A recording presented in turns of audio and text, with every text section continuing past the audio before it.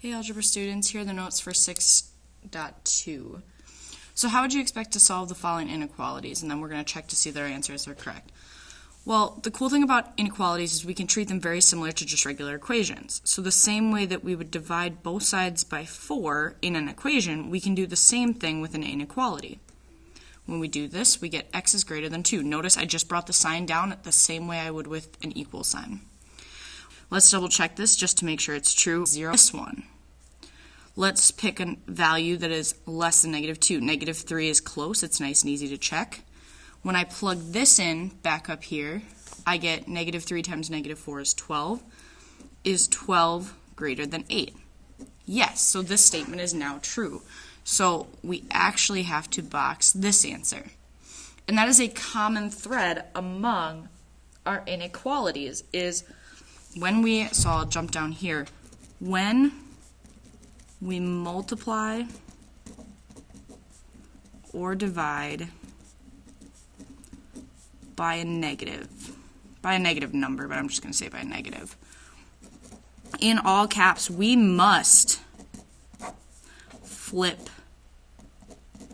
the inequality. This means we need to flip our sign.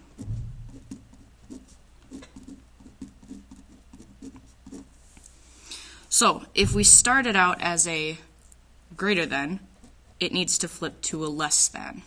If we started out as a less than, we have to flip to a greater than.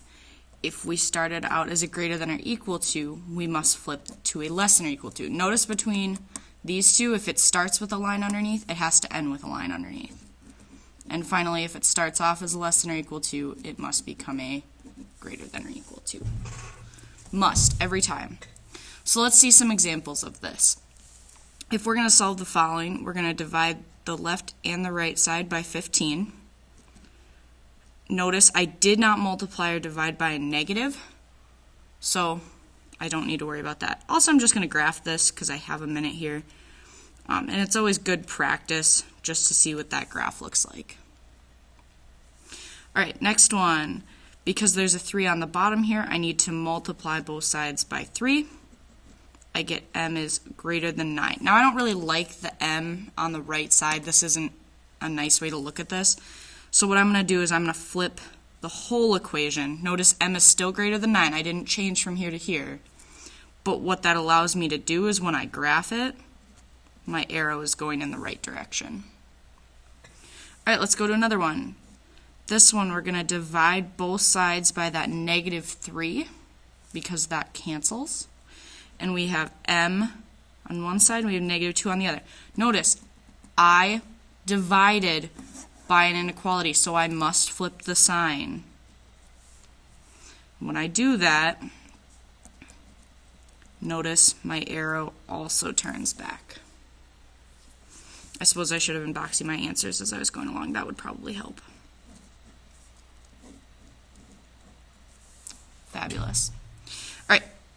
This one, divide both sides by 2. Notice I'm still just trying to get whatever number is next to the x. Now I want to get it away from it. X greater than or equal to 7. Again, this is just like this problem over here. I don't like that x on the right side, so I'm going to flip it. But notice because x is greater than or equal to, it must stay greater than or equal to. When I do this step, this is not the same thing as flipping the sign. This I flipped the whole equation, versus in this one, I only flipped the sign. So if there's some confusion between that, let me know, and we can go over that. Notice, what is the difference between this one and all my others? This one has this line underneath, which means I have to fill in my circle. I have to indicate that I am including that value. All right, last one here.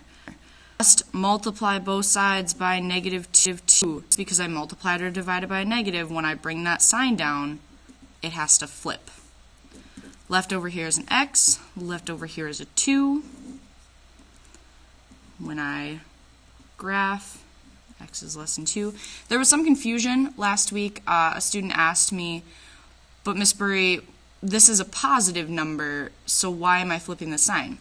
because it doesn't matter what your solution is over here, it just matters what you did, the action that you personally took, which was multiplying by a -2 here. I don't know if you can tell that this is a multiplication sign. So when you multiplied by -2, you made the switch to the number line and flipped it over. All right, that's all there is for 6.2. Let me know if you have any questions.